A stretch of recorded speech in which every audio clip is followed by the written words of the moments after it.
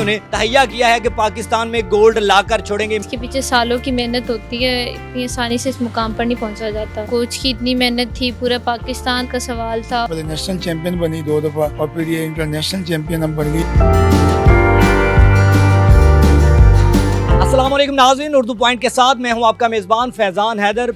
पाकिस्तान में महंगाई में जितना भी गोल्ड मर्जी महंगा हो जाए, लेकिन पाकिस्तान के खिलाड़ियों ने तहैया किया है कि पाकिस्तान में गोल्ड लाकर छोड़ेंगे। मेरे साथ मौजूद हैं भट्ट फैमिली से ताल्लुक़ रखने वाली बानो भट्ट, MMA फाइटर, जिन्होंने एशियन चैंपियनशिप में पाकिस्तान के लिए गोल्ड जीता है। और सबसे हैरानकुन बात यह है कि ये पाकिस्तान की पहली खातून खिलाड़ी हैं जो MMA फाइटर हैं और पाकिस्तान के लिए गोल्ड जीत कर लाई हैं। जानते हैं इनसे कि कितना मुश्किल है ये टाइटल जीतना और कितनी इसके अंदर फाइट होती है। अस्सलाम वालेकुम जी।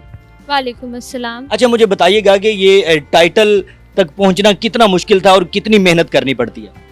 टाइटल तक पहुंचना बहुत ज़्यादा मुश्किल था। इसके पीछे सालों की मेहनत होती है, इतनी आसानी से इस मुकाम पर नहीं पहुंचा जाता। किस किस कंट्री से खिलाड़ी आए हुए थे? 16 कंट्रीज से खिलाड़ी आए थे, जिसमें Kazakhstan, Uzbekistan, Tajikistan, Lebanon, Bahrain, India और भी जापान, काफ़ी सारी कंट्रीज थी। मुझे नाम उनकी याद नहीं क्योंकि काफ़ी सारी। लेकिन हरा दिया सबको। जी बिल्कुल। फाइनल किसके साथ था? फाइनल मेरा कजाकिस्तान के साथ था। सबसे मुश्किल कौन सी ऐसी कंट्री थी जिसके साथ आपकी फाइट थी लेकिन आपको मुश्किल लगा कि शायद यहाँ पे हार ना जाओ?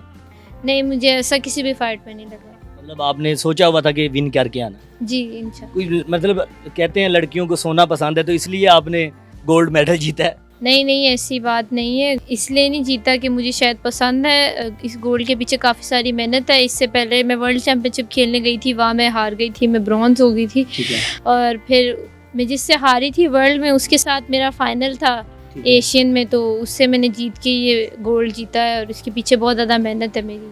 क्या फीलिंग्स थी जब आपने फाइनल टाइटल जीता और आपको मेडल पहनाया गया?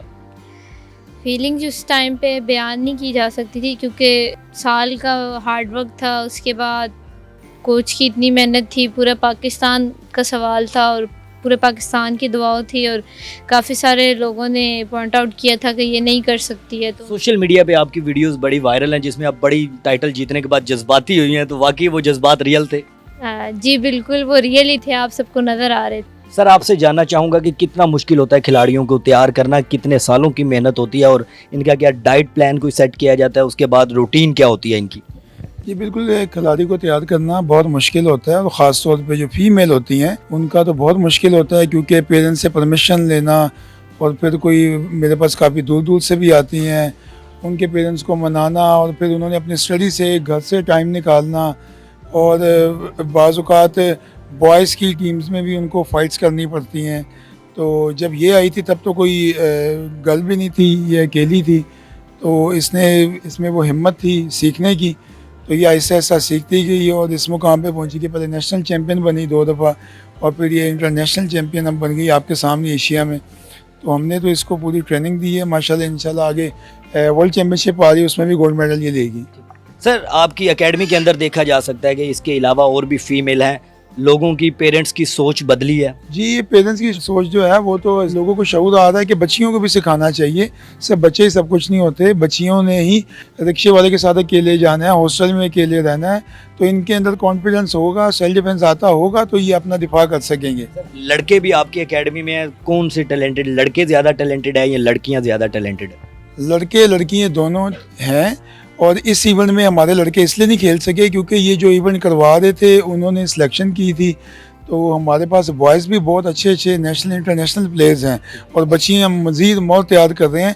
इंशाल्लाह आने वाले वक्त में हमारे क्लब से ही बॉयज़ और गर्ल्स की टीम जाएगी। सर, हुकूमत कितना सपोर्ट कर रही है आप लोगों को? जब आप लोगों ने एशियन चैंपियनशिप में हिस्सा लिया तो क्या हुकूमत की तरफ से सपोर्ट किया गया? नहीं, हुकूमत की तरफ से अभी तक तो कुछ नहीं हुआ। हमने CM साहबा को भी बोला है, PM को भी हर न्यूज़ पे बोला है कि अगर आप अरशद नदीम की किस्मत जाग ही गई है तो हमारी भी बानों की जागनी चाहिए। इसने भी 16 कंट्रीज़ में इसने एशिया में गोल्ड लिया, अपनी भारतीय हरीफ को इसने हराया, फिर कजाकिस्तानी जो प्लेयर थी लास्ट में इससे विन हुआ था उसको इसने हराया। तो इस बेचारी का तो अपना घर भी नहीं है और इसको भी अप्रिशिएट किया जाए, प्राइज़ दिए जाएं, इसको भी बुलाया जाए। हमने अपने इलाके के MN MPS तक भी बात पहुंचाई मगर कोई मदद नहीं कर रहा। बस उनके जो नीचे बंदे हैं PA वो कह रहे हैं आएंगे बुलाएंगे, ये वो, अभी तक कुछ भी नहीं हुआ। ठीक है सर केक सेरेमनी आप लोगों ने अरेंज किया है, ये वेलकम किया आपने एकेडमी के अंदर अपने खिलाड़ी को? जी, ये हमने बानों की खुशी में सारे बच्चों ने मिलके हमने कहा कि बानों की खुशी में हम ये केक सेरेमनी करें ताकि ये याद के दिन बना लें इसको अपना। जानना चाहूँगा कि आखिर में मुस्तकबिल में क्या क्या आपके प्लान्स हैं, कौन कौन सी और फाइट्स लड़ना चाह रही हैं और पाकिस्तान का नाम बैनुल अक़वामी लेवल पे रोशन करना चाहती हैं?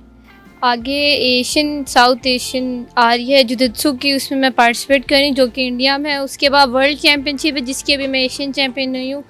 उस वर्ल्ड चैम्पियनशिप के लिए मुझे स्पॉन्सर चाहिए ताकि मेरे कोच उसमें मेरे साथ जा सके। तो मैं सबसे रिक्वेस्ट करती हूँ कि मुझे स्पॉन्सर्स की ज़रूरत है। आपको रिज़ल्ट लाजमी मिलेगा जब हम जाएंगे, इंशाल्लाह गोल्ड लेके आएंगे। उसके बाद Asian indoor martial art games हैं और उसके बाद भी काफ़ी सारे इंटरनेशनल इवेंट्स आ रहे हैं।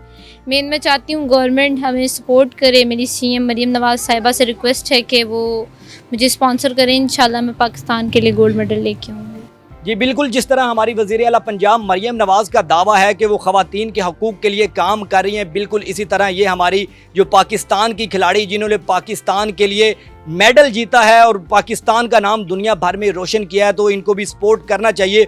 और जितने भी हमारे बड़े बड़े बिजनेसमैन हैं उनको चाहिए कि इनको सपोर्ट करें और ये ताकि और फ्यूचर में पाकिस्तान का नाम रोशन कर सकें। मुझे दें इजाज़त, अपना रखें ख्याल, अल्लाह निगहबान, पाकिस्तान जिंदाबाद।